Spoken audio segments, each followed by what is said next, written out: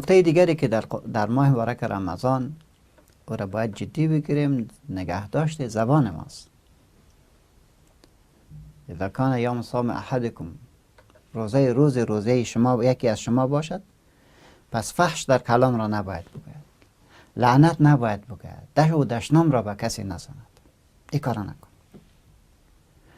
خب پیامبر میگه که فان صابه احد او شاتمه، کس دیگری این غلطی را کرد، دشنامت داد، توهینت کرد، تحقیر کرد، تو چی میگی؟ فلیقل انی امرؤ صائم، تو بگو من مرد روزه‌دار هستم، تو این کارا نکن.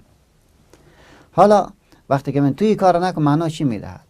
معنایی میدهد که تو در موتر که سوار میشی، یکان بار با چالش میری، تو صبر کن، دیگرها غلطی میکنه، تو غلطی نکن. تو برش بگو ما این مبارک رمضان است برادر گلم و من نمیخوایم که همراه تو در این مورد صحبت بکنه، الله تو را ببخشه، مرا ببخشه. اما تو بگو الله تو را ببخشه، مرا ببخشه. همین که غلط کلمه را گفت، برش بگو لا حول ولا قوة الا بالله، برادر گلم روزه داری، روزه. و رسول علیه السلام میفرماید که من لم یدع قول الزور والعمل به فلیس لله حاجة فی ان یضع طعامه و شرابه.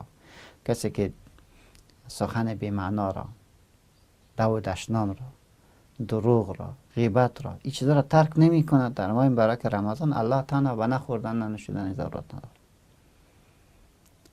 پس ما در خانه ما، در دفتر ما، در موتر، در هر جا از منکرات دوری بگیریم، از اقوال زشت دوری بگیریم، از دو و دشنام دوری بگیریم. و شأن مسلمان چنین نیست، شأن مسلمان چنین نیست. خداوند متعال به ما شما توفیق را عنایت بکنه. السلام علیکم و رحمت الله و برکاته.